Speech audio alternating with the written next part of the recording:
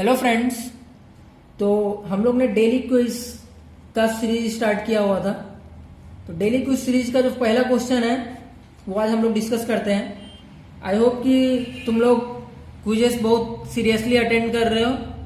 और मैं आपको बता दूं कि इस डेली क्विज में जितने भी क्वेश्चन मैं ले रहा हूँ वो सभी क्वेश्चंस जेईई एडवांस के पॉइंट ऑफ व्यू से काफ़ी इंपॉर्टेंट है। और इस हर एक क्वेश्चन से कुछ ना कुछ सीखने को ही मिलेगा। हमेशा डिफरेंट टाइप के क्वेश्चन है ये सारे के सारे। तो इस पे डिस्कशन करते हैं। तो ये क्वेश्चन मैंने दिया हुआ था और मैंने पूछा था कि इसमें total number of anti aromatic compounds कितने हैं। Total number of anti aromatics compound. तो डेली क्विज स्टार्ट करने से पहले मैं ये बात लेकर चल रहा हूं कि आप लोग को एंटी एरोमेटिक और नॉन एरोमेटिक का बेसिक बातें पता होगी। और मैं यहाँ पे डिटेल में सारी चीज़ें नहीं बताने वाला हूँ क्योंकि क्विज है। तो क्विज का मतलब ये है कि आप लोग को आता है और मैं उस पर कुछ एक क्वेश्चन दे रहा हूँ और उसके बारे में कुछ बात बता रहा हूँ। तो मैं एक नॉर्मल डिस्कशन कर लेता हूँ यहाँ पे कि एरोमेटिक का मतलब क्या होता है। तो एरोमेटिक के जो कंडीशन होते हैं क्या होते हैं, साइक्लिक होना चाहिए। साइक्लिक का मतलब क्या है, कंपाउंड साइक्लिक होना चाहिए। जैसे ये हेक्सेन हुआ तो ये कार्बन चेन जो है साइकिल में, ठीक है। उसके बाद क्या होना चाहिए यहाँ पे, प्लेनैरिटी होनी चाहिए। प्लेनैरिटी का क्या मतलब है, जैसे बेंजीन होता है तो बेंजीन प्लेनर है, एक ही प्लेन में आना चाहिए। सेकेंड चीज कॉन्जुगेशन होना चाहिए, डबल बॉन्ड जो है कॉन्जुगेटेड होंगे, कॉन्जुगेशन होना चाहिए। फोर्थ चीज जो है इसमें वो ये है कि 4n+2 पाई इलेक्ट्रॉन्स होना चाहिए। 4n+2 पाई इलेक्ट्रॉन का क्या मतलब है, जैसे कि n की वैल्यू अगर मैं 0 डालूं तो कितना इलेक्ट्रॉन आएगा यहाँ पे, 2 pi electron.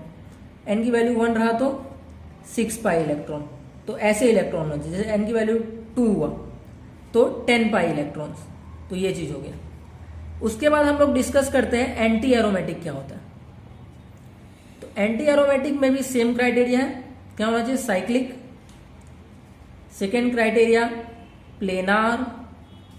Third criteria conjugation. ये सारे के सारे क्राइटेरिया सेम है। उसके बाद बस एक क्राइटेरिया डिफर करता है, वो ये है कि 4n पाई इलेक्ट्रॉन्स होने चाहिए। 4n pi electrons. तो 4n पाई इलेक्ट्रॉन्स मतलब कितने इलेक्ट्रॉन होंगे, 0, 4, 8, इस तरीके से 12 ऐसे इलेक्ट्रॉन्स होना चाहिए। अच्छा मैं ये बता दूं कि प्लेनर होना चाहिए। तो प्लेनर का मतलब क्या है, प्लेनर कब होगा, जब हाइब्रिडाइजेशन sp2 होगा। तो इस पॉइंट को भी तुम लोग ले सकते हो कि हाइब्रिडाइजेशन sp2 होना चाहिए। अब जो अगला आता है वो आता है नॉन एरोमेटिक किसको बोलते हैं। तो इसमें क्या देखेंगे, sp3 कार्बन होना चाहिए। अगर sp3 कार्बन है, एक भी sp3 कार्बन अवेलेबल है, भले ही वो साइक्लिक हो लेकिन एक भी sp3 कार्बन है तो वो नॉन एरोमेटिक हो जाएगा। और क्या देखेंगे, अगर कंपाउंड नॉन साइक्लिक है इसका मतलब वो क्या हो जाएगा, नॉन एरोमेटिक। अगर कंपाउंड नॉन कॉन्जुगेटेड है, कॉन्जुगेटेड नहीं है, तो वो कंपाउंड क्या हो जाएगा, नॉन एरोमेटिक। और उसके बाद जो है ये चीजें खत्म हो जाती है। तो यही सारा डिस्कशन जो था वो बेसिक डिस्कशन था, इतना पता होना चाहिए। इसको डिटेल में मतलब कैसे क्या क्राइटेरिया होता है बहुत अच्छे तरीके से ये मैं यहाँ पे नहीं बता सकता हूँ, नॉर्मल डिस्कशन मैंने कर लिया। तो अब देखते हैं। तो अब हम लोग देखेंगे तो फर्स्ट कंपाउंड जो है इसको एक्सप्लेन करने से पहले एक चीज हम लोग को देखना है, वो ये है कि कभी भी जब 8 मेंबर का ऑक्टल कार्बन का जब रहता है साइक्लिक, जैसे कि ये है, तो ऐसे कंपाउंड को डिस्कशन करने से पहले एक बात हमेशा आता है, इस कंपाउंड में एक प्रॉब्लम हुआ करती है। वो प्रॉब्लम क्या हुआ करती है कि ये कंपाउंड प्लेनर है और प्लेनर होने की वजह से यहां का जो बॉन्ड एंगल है सिंस sp2 हाइब्रिडाइजेशन है तो यहाँ का जो बॉन्ड एंगल है वो होना चाहिए 120 डिग्री। लेकिन क्या ये बॉन्ड एंगल 120 डिग्री है? नहीं है। बॉन्ड एंगल 120 डिग्री क्यों नहीं है?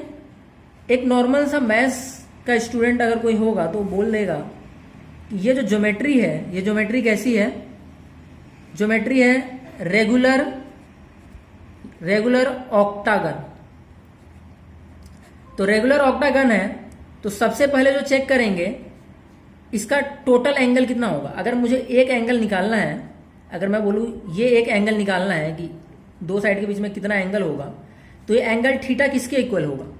ये एंगल थीटा इक्वल होगा total angle upon number of sides. ये बहुत बेसिक सी चीज है। तो टोटल एंगल किसके इक्वल होगा? 8 - 2 n-2 होता है into 180 degree upon total number of side कितने हैं? ऑक्टागन है तो 8। तो इससे आ गया हमारा ये 3 4 4 जा 16, अब 4 5 जा 20, तो यहां से आ गया 135 डिग्री। तो एंगल कितना है? 135 डिग्री। एंगल होना कितना चाहिए था? एंगल होना कितना चाहिए था? 120 डिग्री। 120 डिग्री। तो यहां पर एंगल होना चाहिए था 135 डिग्री, लेकिन है कितना? 120 डिग्री। तो इससे क्या आ गया? Angle strain. अब ये एंगल स्ट्रेन में ही सारा जवाब छुपा हुआ है। तो एंगल स्ट्रेन आने से क्या होता है कि एक तो जब 8 पाई इलेक्ट्रॉन होगा तो कंपाउंड एंटी एरोमेटिक बन रहा है। अगर तुम लोग एरोमेटिसिटी पढ़े हुए हो तो एंटी एरोमेटिक जो है, अगर स्टेबिलिटी की बात करें तो लीस्ट स्टेबल कंपाउंड होता है, लीस्ट स्टेबल की तरफ होता है ये। तो लीस्ट स्टेबल कंपाउंड है।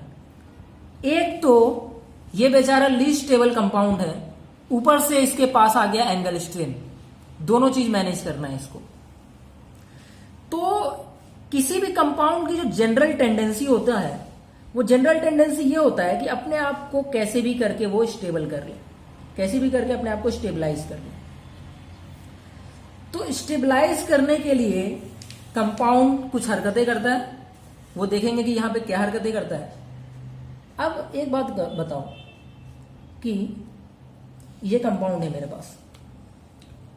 कंपाउंड अगर अपने आप को एरोमेटिक बना ले तो सबसे ज्यादा स्टेबल हो जाएगा। अगर एंटी एरोमेटिक है तो सबसे कम स्टेबल होगा। अगर नॉन एरोमेटिक है तो इन दोनों के बीच में लाई करेगा। अब कंपाउंड कुछ करना चाहता है।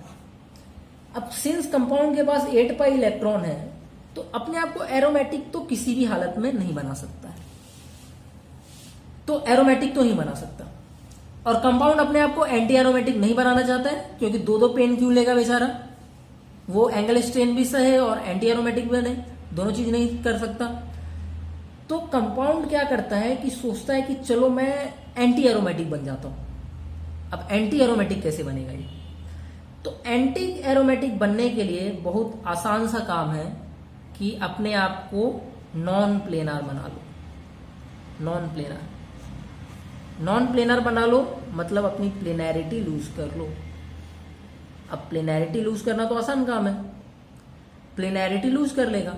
तो प्लेनैरिटी लूज करके ये कंपाउंड बन जाता है ऐसा कंपाउंड बन जाता है इस तरीके का। अब प्लेनैरिटी लूज करने से क्या होगा? तुम लोग देखोगे कि प्लेनैरिटी लूज करने से इसको 2 बेनिफिट मिल गया, एक नहीं 2 बेनिफिट। पहली चीज, ये कंपाउंड जैसे कि देखो sp2 कार्बन है तो ये एंगल स्ट्रेन पहले था, लेकिन अब नॉन प्लेनर होने की वजह से इसको एंगल स्ट्रेन से क्या मिल गया? रिलीफ। तो अब इसके पास एंगल स्ट्रेन भी नहीं है, पहला रिलीफ जो मिला है। सेकेंड रिलीफ ये मिला है कि अब ये एंटी एरोमेटिक भी नहीं है, एंटी एरोमेटिक के लिए प्लेनर होना चाहिए, तो ये रिलीफ मिल गया। तो कोई भी चाहेगा ना कि भाई मेरे को तो एंगल स्ट्रेन भी नहीं मिला और मेरे को एंटी एरोमेटिक भी नहीं रहा, तो ये कंपाउंड ऐसे करके ये बन जाता है नॉन एरोमेटिक। ये सारी बातें जो मैं बता रहा हूं, ये बातें मैं नॉर्मल डिस्कशन कर रहा हूं एक 8 मेंबर के लिए।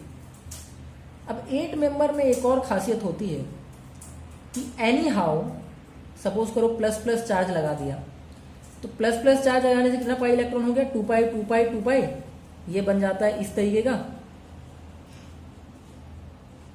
2 इलेक्ट्रॉन होल्ड कर रहा है, और 6 पाई इलेक्ट्रॉन है, तो 6 पाई इलेक्ट्रॉन किसका क्राइटेरिया है, एरोमेटिक होने का।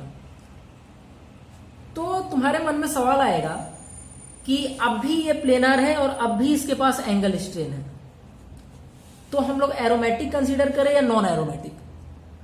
लेकिन एरोमेटिक जो है सबसे स्टेबल कंपाउंड होता है, हाईली स्टेबल। तो एक बात बताओ, अगर तुमको मैं 1 लाख रुपए देता हूं, 1 लाख रुपए देता हूं तुमको 1 महीने का, और मैं डेली तुम लोग को 1 झापर मारता हूं, डेली 1 झापर मारूंगा, लेकिन 1 महीने के 1 लाख रुपए दूंगा, तो क्या तुम लोग 1 झापर खाओगे कि नहीं खाओगे? खाओगे भाई। थोड़ा सा सहने में क्या दिक्कत है, थोड़ा सा सह रहे हैं, लेकिन 1 लाख भी तो मिल रहा है। तो वही चीज एरोमेटिक के साथ है कि अगर कंपाउंड को एंगल स्ट्रेन सहना पड़ रहा है, थोड़ा सा एंगल स्ट्रेन है उसके पास, लेकिन वो हाईली स्टेबल भी बन रहा है, तो कंपाउंड क्या करेगा, अपनी प्लेनैरिटी लूज नहीं करेगा, हाईली स्टेबल बनना चाहेगा। तो अगर कभी भी डिस्कशन करते टाइम, कभी भी अगर ऐसा क्वेश्चन तुम लोग फेस करते हो और उसमें आंसर आता है एरोमेटिक, कभी भी 8 मेंबर का क्वेश्चन फेस करते हो और आंसर आता है एरोमेटिक, तो उसका मतलब है एरोमेटिक राइट है। लेकिन कभी भी आंसर आता है एंटी एरोमेटिक, तो इसका मतलब वो एंटी एरोमेटिक नहीं है, प्लेनैरिटी लूज करेगा और बन जाएगा नॉन एरोमेटिक। ये बेसिक सा फंडा है। तो जो बच्चे थोड़ा सा रटने वाले हैं उन लोग के लिए ये डायरेक्ट लास्ट स्टेप याद कर लो, और जिन लोगों को कॉन्सेप्ट में इंटरेस्ट है तो वो भी मैंने एक्सप्लेन कर दिया है, तो दोनों तरीके से काम हो गया। अच्छा, एक इंपॉर्टेंट बात मैं बताना रह गया यहाँ पे कि ये जो कंपाउंड मैंने बताया था, ये ऐसा शेप जो लेता है, उस शेप को हम लोग बोलते हैं टब शेप। ये भी इंपॉर्टेंट है, टब की तरह ये। तो इस पे हमारा डिस्कशन खत्म होता है। तो तुम लोग क्विज में एक्टिवली पार्टिसिपेट करो। मेरा ये क्विज जो है जेईई एडवांस के बच्चों के लिए बहुत ही इंपॉर्टेंट है। तो जेईई एडवांस एग्जाम भी आने वाला है, तो उस पर जितने भी एक टफ तरीके का क्वेश्चन हो सकता है वो सारे क्वेश्चन मैं अपने क्विज में ऐड करने वाला हूँ। तो